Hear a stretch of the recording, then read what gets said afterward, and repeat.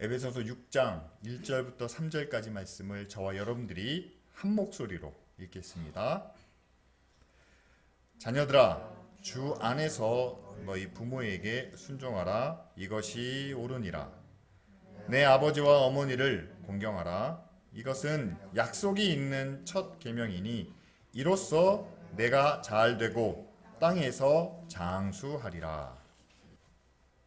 지난주에 저희가 말씀을 통해서 자식을 위해서 부모님들이 사랑과 또 절대적인 희생을 하는 그런 일들이 이제는 당연하지 않고 또 쉽지 않은 그런 세상이 되었다라고 함께 나눴습니다. 그래서 어린 자녀들을 양육하는 그런 젊은 가정들에게는 좀 도움과 지지, 후원이 좀 필요하다라고 함께 나눴죠. 이제 어버이 주일이 됐습니다. 우리가 부모님께 받은 사랑과 은혜를 우리가 감사로 또한 공경으로 우리가 보답해야 하는데, 자, 우리 자녀 세대들은 과연 부모님을 공경하는 일이 어떤 상황 가운데 있을까요? 그들도 쉽지 않은 그런 상황 가운데 있습니다. 옆에 있는 자녀들을 보면 이들은 어려서부터 치열하게 경쟁하며 살아왔습니다. 초등학교 때부터 성적 이야기를 합니다. 초등학교 4학년 때 성적이 고3까지 간다. 그래서 대학 입시, 이제는 대학을 졸업하면 취업까지 사람들에게 인정받는 그런 삶을 살려면 성적도, 스펙도, 심지어는 취미 활동까지도 그렇게 요새는 줄 세우기가 대세입니다. 가장 잘하는 사람부터 쭉 순서대로. 그래서 그런 줄 세우기 속에서 우리가 적어도 중간 이상은 되어야, 아니 상위권에 속해야, 그래야 우리가 세상에서 성공하고 인정받을 수 있다. 그런데 여러분 생각해 보십시오. 초등학교 학생들이 그 등수를 올리기 위해서는 어떤 마음을 갖겠습니까? 같은 반에서 공부하는 친구들이 그냥 친구가 아니라 때로는 경쟁자가 된다는 사실이죠. 요즘 악기나 운동을 하는 어린이들이 많습니다. 그런데 악기나 운동을 할 때 나보다 잘하는 친구들을 보면 어떤 마음을 가질까요? 부러운 마음이 들기도 하겠죠. 그런데 만약에 내가 이 악기나 운동을 통해서 앞으로 내 진로가 결정이 된다 그러면 단순히 잘하는 친구를 부러워하는 것에 그치지 않습니다. 무슨 마음이 드냐면요, 쟤는 나보다 집안이 부자라서 형편이 좋고 또 조건이 나아서 나는 싸구려 장비와 악기를 갖고 하지만 쟤네는 처음부터 좋은 것을, 좋은 선생님을, 좋은 코치를 줬기 때문에 그렇게 자기 한계와 또한 자기 부족한 것에 원망하고 때로는 자기 처지를 비관적으로 생각하는, 여러분 그런 상황이 우리 자녀들 가운데서 나타날 수도 있다는 겁니다. 자, 그런 마음을 갖고 있는 우리 자녀들에게 5월이 됐습니다. 어버이 주일입니다. 그러니까 낳아주시고 키워주시는 우리 부모님께 감사하고 부모님의 은혜에 우리가 보답해야 됩니다 라고 말하면은요, 자녀들도 마음속으로는 압니다. 그래야 된다는 것을. 그래도 지금까지 보살펴 주신 은혜가 얼마나 감사한지 그래야 된다는 건 알지만, 그러나 너무 현실에 갇혀 있고 또 그 뭔가 잘해야 된다라는 억압 속에 있는 이 자녀들이 부모님께 감사를, 공경을 해야 되지만 그러지 못하는 자신의 모습 때문에 부끄럽기도 하고 또 서글픈 마음을 갖게 된다는 사실이죠. 여러분, 우리 자녀들 20대, 10대 또 때로는 30대에 있는 이 자녀들이 갖고 있는 마음을 우리 부모님들이 좀 이해해 주셔야 됩니다. 하지만 또한 우리 젊은 세대들에게도 지금 우리가 처한 상황과 우리가 겪고 있는 현실이 어떻든 간에 우리가 부모님께 받은 사랑과 은혜에 대해서만큼은 우리가 마땅히 감사와 공경을 표현해야 되는데 여러분 그 표현이 꼭 뭔가 크고 대단한 것은 아니어도 된다는 사실을 기억해야 되겠죠. 여러분 우리가 부모님께 받은 사랑은 또 은혜는 이건 대신 갚을 수 없는 돌려드릴 수 없는 그런 사랑입니다. 세상에서 대신할 수 없는 것 아니면 대신할 수 없는 갚을 수 없는 사랑이 두 가지가 있다면 그것은 바로 하나님이 세상을 창조하신 은혜 그 사랑이고 두 번째는 나를 낳아주시고 길러주신 부모님의 사랑 이게 두 번째일 겁니다. 첫 번째는 우리가 살 수 있는 세상을 주신 것 이거는 우리가 부인할 수 없는 하나님의 사랑입니다. 그리고 두 번째는 우리가 살아갈 수 있는 생명을 그리고 지금까지 이렇게 살 수 있는 아무것도 할 수 없을 때 나를 키워주시고 길러주신 부모님의 사랑 이 두 가지죠. 그래서 여러분 뭐 세상이 아무리 변하고 발전하고 뭐 좋아져도 우리의 한계 밖에 있는 두 가지가 있다면 바로 이 세상 그리고 우리가 살고 있는 이 생명 이 두 가지일 겁니다. 하나님이 만드신 세상을 살고 있고 부모님이 우리에게 물려주신 생명과 은혜와 그 모든 것을 받아 누리고 살면서도 또 한 가지는 그것을 우리가 다시 돌려드릴 길이 없다라는 거죠. 여러분 하나님께 이 세상을 다시 돌려드릴 수가 있을까요? 내 생명을 내 부모님께 돌려드릴 수가 있겠습니까? 아닙니다. 그건 다시 돌이킬 수 없는 돌려드릴 수 없는 그런 사랑이죠. 대신에 하나님도 우리 부모님도 다시 돌려받기를 원하시는 것이 아니라 대신에 사랑과 그냥 공경만을 우리에게 바라십니다. 그렇다면 우리가 드려야 될 사랑, 공경 그것은 마땅한 일이겠죠. 세상이 너무 힘들고 각박하니까 우리가 때로 원망할 수는 있겠습니다. 그러나 이 세상은 100% 하나님께서 우리에게 값없이 주신 것이기 때문에 그 원망이 너무 지속돼서는 안 되겠죠. 다른 가정, 다른 부모와 내 부모님을 서로 비교하면서 모자라고 부족한 것을 우리가 불평할 수는 있겠습니다. 그러나 부모님께 내가 받았다는 것 사실을, 그 사실을 저버릴 수는 없겠죠. 그렇습니다. 우리가 어디에 살든지 무슨 일을 하든지 그리고 어떤 형편 가운데 있든지 우리에게 살아갈 수 있는 이 세상과 또한 그 생명을 주신 것은 절대적이기 때문에 원망과 아쉬움이 잠시 우리 마음에 머물 수는 있지만 하나님을 향한 부모님을 향한 감사와 공경은 항상 변함이 없어야 된다는 사실이죠. 특별히 이 어버이 주일에 우리는 부모님의 사랑을 다시 한번 기억해 봐야 합니다. 요즘 아이들을 키우는 가정을 보면은요, TV에도 좀 나옵니다. 그러면 참 부모님들이 그 자녀 1명, 2명, 뭐 많은 집은 3명, 4명도 있겠죠.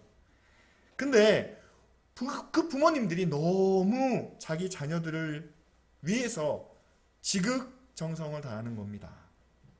보면 부족한 게 없어요. 정말 제가 어릴 때는 전혀 꿈꾸지도 못했던 것들을 지금 어린아이들은 누리는 것을 봅니다. 그래서 정말 요즘 아이들은 풍족하게 산다. 우리가 그렇게 보고 있지 않습니까? 그런데 한번 시간을 한번 되돌려 보겠습니다. 제가 자랄 때 아니면 여기 앉아 계신 분들이 지금보다 훨씬 더 어리고 젊으셨을 때 그때 우리를 키워주시고 돌봐주신 그 부모님 여러분 그때 상황을 우리가 지금과 어떻게 비교할 수 있겠습니까? 지금보다 절대적으로 부족했고 가난했고 힘들었을 그때가 아닙니까? 그런데 그런 상황에서도 그 부모님의 마음만큼은 지금과 마찬가지로 우리에게 좋은 것을 주고 싶고 잘 먹이고 싶고 예쁘게 입히고 싶은 그 마음만큼은 똑같지 않았을까요? 나중에 직접 자녀를 키우게 되면 그때 부모님의 사랑이 얼마나 귀하고 또 얼마나 놀라운지를 알게 된다라고 말합니다. 저도 목사가 돼서 목회를 10년 넘게 하다 보니까 이제 아주 조금 하나님의 사랑과 하나님의 은혜가 얼마나 크고 놀라운지를 알게 되었습니다. 그래서 어른들 말씀에 나중에 후회하지 말고 살아계실 때 부모님께 잘하라 라고 이렇게 이야기하죠. 그것은 사랑받는 사람은 그것을 받을 때는 잘 모르지만 그러나 주는 사람만이, 그 사랑을 주는 사람만이 경험할 수 있는 아픔과 간절함이 있다는 것을 우리에게 말씀하고 있는 겁니다. 따라서 우리가 무엇으로도 대신할 수 없는 그 사랑을 우리가 하나님과 부모님께 받았다면 그것을 우리가 표현할 수 있는, 아직 부모님이 살아계실 때, 그리고 내가 하나님 앞에 있을 때 그분들을 향한 감사와 공경을 우리가 마땅히 표현할 수 있어야 되지 않을까요? 성경도 우리에게 부모를 공경하라 라고 이렇게 말씀하신 후에 우리에게 축복의 약속이 있음을 알게 하십니다. 십계명을 보면 앞에 나오는 4가지 계명은요, 이것은 전적으로 하나님을 향한 계명입니다. 그리고 사람을 향해서 우리에게 주신 계명 가운데 첫 번째가 바로 내 부모를 공경하라는 말씀이죠. 그 뒤에는 살인하지 말라, 간음하지 말라, 그리고 도둑질하지 말라라는 계명들이 이어서 나옵니다. 그런데 이 6번째부터 8번째까지 우리가 함께 살펴보면은요, 이것은 가정을 위해서 또한 사회를 위해서 우리가 반드시 지켜야만 하는 계명들입니다. 살인을 해서는 절대로 안 됩니다. 간음도 그렇습니다. 도둑질도 안 됩니다. 이것을 어기면 치명적인 결과가 우리에게 벌어지게 되죠. 그런데 왜 이런 것들보다 먼저 앞서서 네 부모를 공경하라 라고 말씀하셨을까요? 우리는 이 계명을 솔직히 말씀드려서 될 수 있으면 해야죠. 될 수 있으면 지켜야죠. 그런데 그렇지 못한 상황이 있더라도 우리 부모님은 좀 마음이 좀 서운하시겠지만 어쩌시겠어요. 해도 되고 안 해도 괜찮은 좀 그 정도의 계명으로 우리는 받아들이지 않는가 싶습니다. 부모를 공경하지 않았다고 법적인 처벌이 주어지진 않습니다. 부모님들도 내 자식이 나를 공경하지 않는다고 욕하거나 비난하거나 그러진 않습니다. 하지만 여러분, 왜 계명 가운데 특별히 내 부모를 공경하라는 계명을 첫 번째, 우리 사이에 지켜야 할 첫 번째 계명으로 말씀하셨을까요? 왜냐하면 여러분, 우리의 가정이 우리 사회의 가장 기본적인 단위이며 또한 이 가정을 이루는 가장 중요한 관계가 바로 부모와 자녀와의 관계이기 때문입니다. 미래학자들은 이렇게 말합니다. 우리 사회가 앞으로 나아갈 방향을 누가 결정할까요? 대부분의 사람들은 대통령이 결정하지 않겠습니까? 아니면 우리 사회의 지도자들, 엘리트, 지식인들이 이 사회의 미래를 바라보지 않겠습니까? 우리는 그렇게 이야기합니다. 그런데 많은 사람들은 이렇게 이야기합니다. 그들이 말하기 전에 우리 사회의 미래는 각 가정의 부모들에 의해서 이미 결정이 된다라고 말합니다. 무슨 말일까요? 여러분, 자녀들은 사회로 나오기 이전에 이미 부모님들을 통해서 많은 교육과 훈련을 받게 됩니다. 첫 번째의 관계가 부모 자녀와의 관계죠. 부모로부터 인격을 배웁니다. 습관을 배웁니다. 사회성을 배웁니다. 가치관과 삶의 모습들을 배우게 되죠. 나중에 아이들이 자라서 학교에 가고 또 친구 관계를 맺으면서 더 많은 것을 더 전문적으로 배우고 또한 달라지는 모습도 있지만 가장 기본적이고 핵심적인 내용은 크게 변하지 않는다는 사실이죠. 따라서 자녀들은 사회를 바라보는 인식 또한 그들의 가치관을 부모로부터 배우게 되는데 그것이 우리의 미래를 결정하게 된다는 사실입니다. 여러분, 그렇다면 우리 아이들이 태어나서 가장 제일 먼저 관계를 맺게 되는 가정 안에서의 부모와 자녀와의 관계에 있어서 그리고 그 부모에게 마땅히 받은 은혜와 사랑의 감사하고 공경해야 된다는 그 원칙을, 그 질서를 제일 먼저 습득해야 되는데, 그것마저도 지키지 못하는 우리의 자녀들이 과연 사회에 나가서 이제는 전적인 사랑과 이해를 베풀지 않는 그런 냉정한 사회 속에서 정상적인 대인관계를 맺으며 또한 자신에게 주어진 책임과 역할을 제대로 할 수 있을까요? 아니요. 그렇게 기대하기는 어렵다는 사실이죠. 따라서 선진국들을 보면은요, 가정을 향해서, 특별히 어렵고 힘든 가정을 향해서 경제적인 지원과 사회적인 지원을 아끼지 않습니다. 왜냐하면 그들이 생각할 때는 가정이 바로 세워지는 것이, 부모를 통해서 자녀들이 바르게 건강하게 자라는 것이 사회의 안전을 위해서 가장 중요한 부분이다 라고 여기기 때문이죠. 그렇습니다. 가정이 조금은 어려워도 힘들어도 아이들이 학교에 가면, 사회에 나가면 제대로 배울 테니까. 아니요, 그렇지 않습니다. 가정에서 건강하게 바른 기준과 질서와 또한 도덕, 가치관을 가지고 자란 자녀들이 많아져야만 그 사회가 안전하고 바르게 나아갈 수 있다는 사실이죠. 그래서 성경도 분명히 이렇게 말씀합니다. 내 부모를 공경하라. 그것이 바로 우리 사회의 질서의 가장 기본이 되기 때문이죠. 또한 그 공경 이후에 하나님의 약속이 있습니다.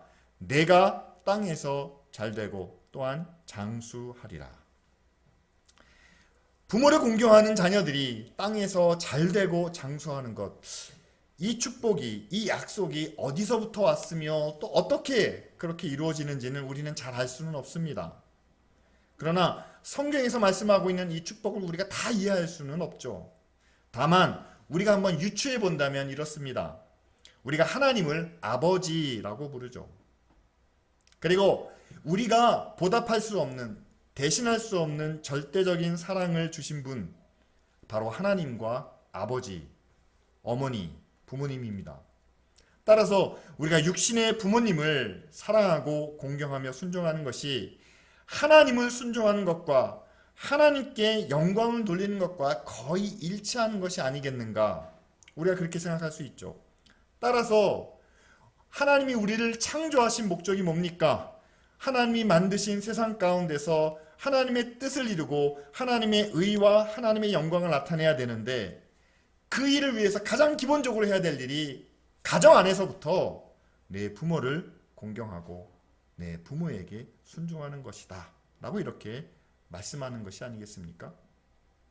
여러분, 지금 우리 상황에서 한번 생각해 보시길 바랍니다.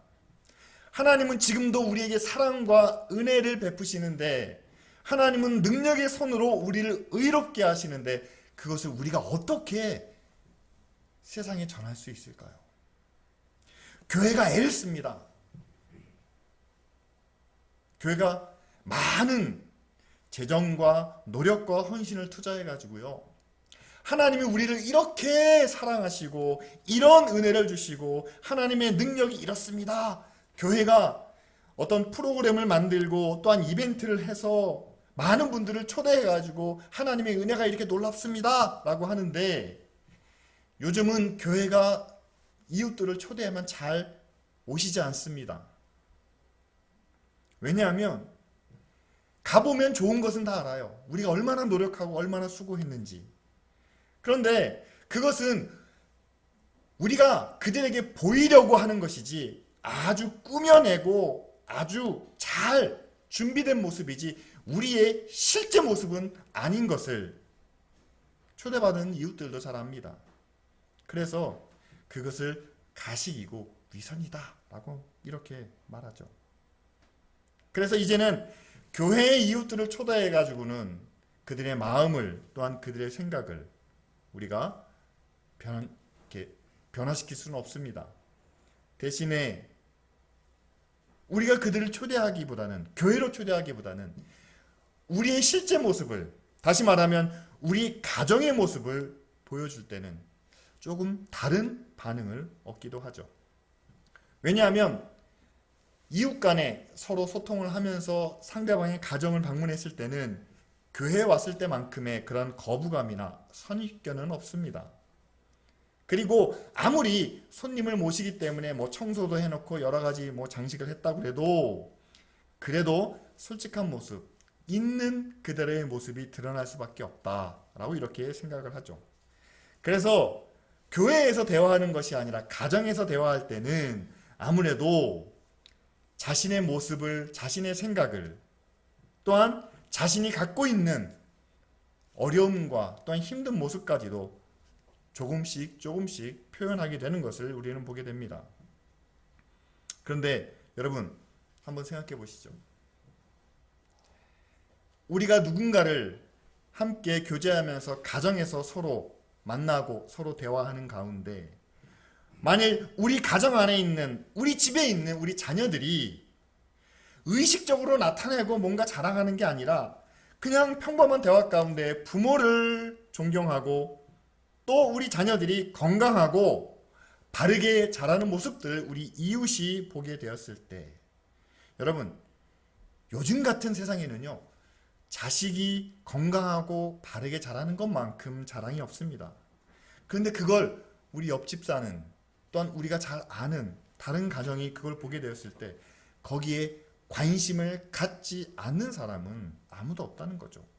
누구라도 정말 집안에서부터 학교에서 직장에서 건강하게 잘 자라고 있는 자녀들을 보면은요, 누구라도 칭찬을 합니다. 그러면서 부모에게 묻습니다. 아유, 좋으시겠어요? 라는 말과 함께 어떻게 해서 그렇게 자녀들이 잘 자랄 수 있었는지 누구라도 물어본다는 거죠. 근데 여러분, 그렇게 누군가 우리에게 물어봤을 때 조심하셔야 됩니다. 우리 자녀들이 너무 잘 자라고 건강하고 또 그것 때문에 내가 행복하기 때문에 우리는 그것을 자랑하고 싶고 또 그것을 좀 과시하고 싶은 마음이 있다는 거죠. 그러나 여러분, 자식 자랑은요, 상대방에게 상처가 될 수 있다는 겁니다. 따라서 우리가 그것을, 상대방의 질문을 받을 때 어떻게 해서 이렇게 건강하게 잘 자랄 수 있었습니까? 자기들은 그렇지 못하다는 얘기예요. 그것 때문에 마음이 아프다는 겁니다. 고민이 있다는 겁니다. 힘들다는 겁니다. 그렇다면 그 사람들의 마음을 공감하는 심정에서 또 한 가지, 우리는 말씀과 믿음으로 자녀를 양육합니다. 우리가 항상 기도하면서 자녀들을 양육합니다. 이런 판에 박힌 전형적인 대답은 오히려 그 사람들에게 역반응을 일으킨다는 사실이죠. 그 사람들도 함께 듣고 이해할 수 있는, 그냥 마음으로 받아들일 수 있는, 우리가 말씀과 기도로 자녀를 양육했다면 그 말씀으로 우리가 자녀들을 어떻게 대했는지, 또한 기도하는 마음으로 내가 자녀들에게 바라는 것이 무엇인지, 그들도 힘들고 어려웠을 때 내가 기도하면서 자녀들을 어떻게 지지하고 응원했는지, 뿐만 아니라 우리가 말씀으로 자녀들을 양육할 때 그들에게 우선적으로 가르치고 지키게 했던 것은 무엇인지, 그리고 믿음 안에서 어떤 가치관을 자녀들에게 전달하려고 노력했는지, 그런 구체적인 내용을 우리가 함께 소개할 필요가 있다는 사실이죠. 요즘처럼 생명의 가치, 존귀함이 흔들리고 각 사람마다 사는 기준과 또한 따르는 원리가 다릅니다. 한마디로 가치관이 혼재된 가운데 있습니다. 그런데 그런 가운데서 하나님을 향한 믿음과 또한 건강하고 올바른 가치관을 가지고 잘 자라나는 자녀들, 또한 그들로 인해서 행복하고 화목한 그 가정의 모습이 세상 가운데 하나님이 살아계신 것을, 또한 하나님의 구원의 복음을 전할 수 있는 가장 큰 도구와 또한 능력이 되지 않겠습니까? 그리고 이런 모습을 지켜보시는 하나님께서 부모를 공경하는 자녀와 화목한 가정을 통해서 하나님의 구원이, 하나님의 은혜가 세상에 증거되는 것을 보고 하나님이 그 가정을 지켜주시고 또한 그들을 건강하게 오랫도록 돌봐 주시지 않을까요? 저는 이게 5번째 계명에 약속된 하나님의 축복이라고 생각합니다. 그리고 우리가 부모님을 공경하는 그 모습을 어려서부터 보고 자란 우리의 자녀들이 우리의 영향을 받을 수밖에 없겠죠.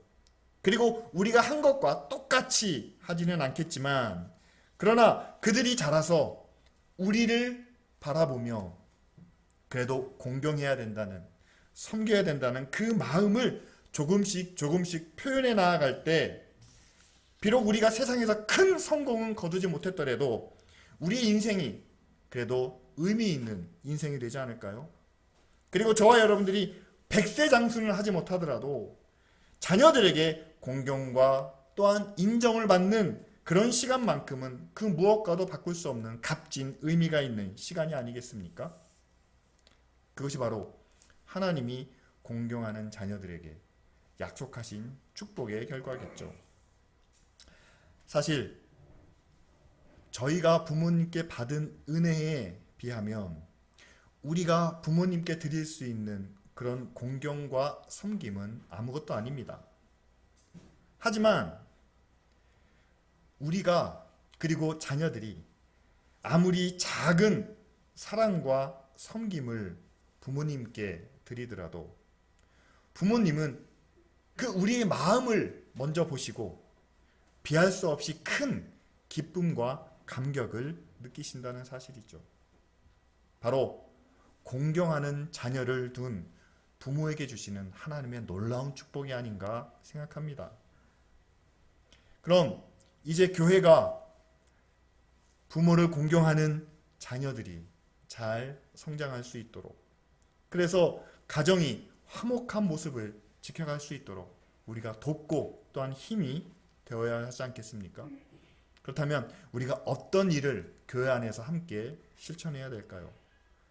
그것은 바로 교회가 성경이 가르쳐주고 있는 그 말씀과 교훈을 통해서 먼저 모범을 실천해야 한다는 거죠.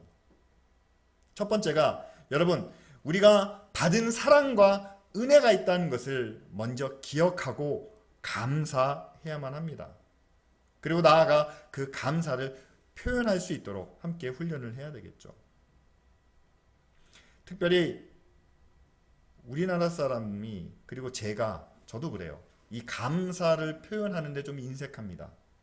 그런데 상대방이 기껏 아주 정성을 들여서 뭔가를 했는데 거기에 대한 표현이, 감사의 표현이, 리액션이 좀 너무 인색하다면 준비한 사람은 서운하거나 상처를 받을 수밖에 없겠죠. 무엇보다 우리가 좀 주의해야 할 일은 우리가 받는 것에 익숙해지지 말아야 한다는 사실입니다. 사실 부모님의 사랑도 우리가 모르는 건 아니에요. 그런데 너무 오랫동안 계속해서 받다 보니까 익숙해진 겁니다. 익숙해지면 감사가 줄어들죠. 그런데 우리가 지난주에 함께 나눈 것처럼 부모님의 사랑과 희생이 얼마나 힘들고 어려운지를 우리가 깨달아야만 합니다. 자녀들은 가정에서 이루어지는 일이 그냥 자연적으로 이루어지는 일은 아무것도 없다는 사실을 분명히 깨달아야만 됩니다. 부모님의 사랑이 있고 수고가 있고 섬김이 있어 가정이 이루어진다는 사실이죠. 회사를 다니는 직원도 마찬가지입니다. 회사가 그냥 이루어지는 게 아니죠. 서로가 자기 역할을 맡아서 일하고 희생하고 수고해야 회사가 돌아갈 수 있다는 사실을 우리가 함께 기억해야 되겠죠. 교회도 마찬가지입니다. 그냥 우리가 모이기만 하면 교회가 되는 것이 아니라 누군가는 교회를 위해서 기도해야 되고 희생해야 되고 섬겨야지만 이 교회가 이루어질 수 있다는 사실이죠. 그런데 너무 오랫동안 우리가 그것을 받고 누리다 보니까 그냥 우리는 가만히 있어도 저절로 되는 것처럼 여기고 있는, 그러다 보면 우리 안에 감사와 존경이 식어지게 되는 겁니다. 그래서 교회가 힘써야 되는 일은 바로 우리가 받은 것이 무엇인지를 서로 확인해주는 그런 역할이 필요합니다. 우리가 함께 사랑합니다. 함께 섬깁니다. 서로를 위해서 우리의 것을 함께 나눕니다. 그러다 보면 내가 지금까지 살아왔던 것이 나만의 것이 아니고 누군가의 섬김과 희생이 있다는 것을 깨달으며 이제는 우리 안에서 서로 감사하는 마음이 또 그 감사에 대한 표현이 점점 더 많아질 수 있겠죠. 그런데 교회 안에서의 감사와 또한 섬김이 교회 안에만 머무는 것이 아니라 교회 밖에 있는 이웃들에게도 함께 나타나야 되겠죠. 교회가 한 지역에 세워지면은요, 그 교회를 통해서 이익을 얻는 이웃도 있지만 그것 때문에 어려움을 겪는 이웃들도 있습니다. 그러면은요, 그 교회를 계속해서 지켜봐주고 인내해주는 이웃들이 있다는 사실을 우리가 알아야 되겠죠. 그럼 그들을 향한 감사와 존중하는 모습을 보여야지만 그 이웃들도 교회를 존중하고 또한 교회가 하는 일에 대해서 인정해주지 않겠습니까? 무엇보다도 지금 치열한 경쟁 사회 속에서 살아가고 있는 가정, 특별히 우리 자녀들, 그들을 향한 인정과 또한 존중과 또한 격려가 필요한 때가 아닌가 생각을 합니다. 그런데 가정 안에서 우리 자녀들이 치유받고 회복되고 힘을 얻어야 되는데 모든 가족 구성원들이 다 이 세상에서 상처받고 어려움과 힘든 상황 가운데 놓여 있다 보니까 이 치유가 쉽게 이루어지지 않는다는 사실이에요. 부모는 자녀를 통해서 치유를 받아야 되고 자녀는 부모를 통해서 치유가 나타나야만 합니다. 그렇다면 여러분, 누구 한편이 잘못된 게 아니에요. 누구 한쪽이 문제가 있는 것도 아닙니다. 서로 치유받고 서로 회복되어야 하는 그런 상황 속에서 이제는 교회가 우리가 서로 주고받고 있는 사랑과 섬김과 희생이 무엇인지를 함께 나타내며 자녀들은 정말 부모님께 받은 갚을 수 없는 사랑과 은혜를 깨닫고 부모님들은 자녀를 통해서 지금까지 받아왔던 그 기쁨과 감사함을 또한 다시 한번 회복해서 서로에 대한 치유와 회복이 이루어질 수 있도록 그 첫 시작을 교회로부터 교회가 그 시작을 함께 만들어가야 된다는 사실이죠. 그렇습니다. 여러분, 부모님들이 자녀들에게 어떻게 해서든지 조금이라도 나은 모습으로 성장한 모습으로 만들기 위해서 조금은 뒤에서 책망할 때도 있습니다. 조금은 뒤에서 싫은 얘기를 할 때도 있습니다. 그러나 그것이 상처가 되지 않는 이유는 모두가 사랑으로부터 시작되었기 때문이죠. 그것을 아는 자녀들은 부모님의 말씀에 때로 마음이 아프고 힘들지라도 그것을 받아들이고 또한 함께 공경하며 순종하는 그런 자녀의 모습을 통해 부모님은 더할 나위 없는 기쁨과 만족을 누리게 됩니다. 그런데 여러분, 이런 치유와 회복이 가정 안에서 이루어질 때 그것이 꼭 우리가 원하는 결과와 우리가 원하는 열매로 나타나는 것만은 아닙니다. 우리가 현실을 좀 인정해야 될 필요가 있겠죠. 여러분, 시간이 지날수록 경쟁은 점점 더 치열해집니다. 그 말은 성공하는 사람은 점점 줄어들고 실패하는 사람들이 이제는 대다수를 차지하게 된다는 이야기죠. 그렇다면 교회는 성도들에게 여러분 성공하는 비결이 있습니다 라고 하면서 성공하는 법을 가르치기보다는 교회의 많은 성도들 가운데 성공한 분도 계시겠지만 실패한 사람이 더 많을 거라는 겁니다. 그렇다면 성공하는 법을 우리가 함께 나누기도 하지만 그러나 실패하더라도 절대 절망하지 않고 낙심하지 않는 법을 우리가 함께 배워야 한다는 사실이죠. 왜냐하면 성공은 한 번 이루어질 수 있겠지만 그 전에 우리는 수없이 많은 실패를 경험할 수밖에 없는 것이 오늘의 사회이기 때문입니다. 그리고 여러분, 경쟁이 치열하기 때문에 우리 모두가 다 원하는 대로 바라는 것을 이룰 수는 없습니다. 그렇다면 제가 여러분들께 드릴 수 있는 현실적인 조언은 이겁니다. 원하는 것, 바라는 것 하나님 앞에 부르짖고 하나님께 구하십시오. 그러나 우리의 현실이 우리의 기준을, 우리 원하는 것을 다 만족시키지 못한다면 우리는 우리의 기대치를 조금 낮출 수 있어야 한다는 사실이죠. 믿음이 부족해서가 아닙니다. 현실에 안주하기 때문만도 아닙니다. 내가 원하는 것, 내가 바라는 것을 이 세상이 다 채워주지 못한다면, 세상에서 만족하기를 우리가 원한다면 우리의 구원은 어디에 있는 겁니까? 우리는 세상에서 만족을 누리기 위해서 구원의 능력을 바라진 않습니다. 오히려 세상에서는 이루지 못하는 것을 하나님의 나라에서 이루기를 바라며 우리는 믿음으로 살아가는 거겠죠. 여러분, 하나님은 우리를 아무것도 없는 제로 상태에서 시작하도록 만드시지 않았습니다. 그리고 우리의 부모님은 우리가 아무것도 할 수 없는 그때부터 자립해라, 독립해라 이렇게 말씀하시지 않았습니다. 우리는 분명히 하나님이 창조하신 세상에서 우리의 삶을 시작했고, 또한 우리의 부모님의 사랑과 돌봄을 받으면서 우리는 성장해 왔다는 사실이죠. 우리가 대신할 수 없는, 그리고 우리가 갚을 길 없는 그런 절대적인 사랑을 우리는 받으면서 살아왔습니다. 따라서 여러분, 지금 이 세상이 얼마나 힘듭니까? 또 우리가 얼마나 고단하게, 또한 버겁게 살고 있나요? 그렇죠. 그러나 그런 상황 가운데서도 우리가 하나님 앞에 감사할 수 있는 것은 이것이 전부는 아니라는 겁니다. 뿐만 아니라 우리가 부모님을 향해서도 항상 부모님의 기대와 또한 그 바람에 만족시키지 못하는 것 때문에 우리는 감사와 공경보다는 항상 상황과 환경을 탓할 때가 많았는데, 여러분, 부모님이 우리에게 바라시는 것, 그 기준이 전부가 아니라는 겁니다.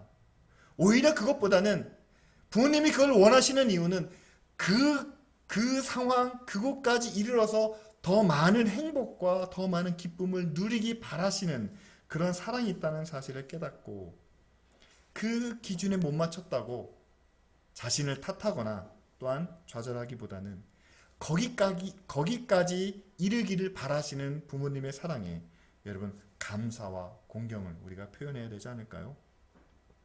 더 중요한 것은요, 비록 우리가 부모님의 소원을, 그 바라는 것을 이루지 못했더라도 지금 이 자리에서 부모님의 마음에 또한 사랑에 감사하고 그것을 표현할 수 있다면 부모님은 그 표현을 보시고 그 사랑의 마음을 가장 귀하고 값지게 여겨주실 거라 믿습니다. 왜냐하면 하나님께서 우리를 그렇게 받아주시기 때문이죠. 그렇다면 이 시간 우리가 함께 기도해야 되겠죠. 하나님께 받은 사랑을, 그리고 부모님께 받은 은혜를 늘 기억하게 하시고 또한 그것에 감사하며 순종하는 자녀들이 되게 하여 주시옵소서. 그렇게 부모와 자녀가 화목한 믿음의 가정을 이루고 또한 그 안에서 많은 자녀들이 건강하게 잘 자라서 이 사회가, 이 나라가 지금보다 더 안전해지고 평안을 누리게 하여 주시옵소서. 그리고 교회 안에 이런 신실한 믿음의 가정과 건강한 자녀들이 더 많아질 수 있도록 교회는 받은 사랑과 은혜를 기억하게 하며 또한 그것으로 위로하고 격려하고, 그래서 정말 세상에 하나님의 사랑과 은혜를 널리 증거하는 그런 교회가 될 수 있도록 이 시간 우리 다 같이 함께 통성으로 기도하겠습니다.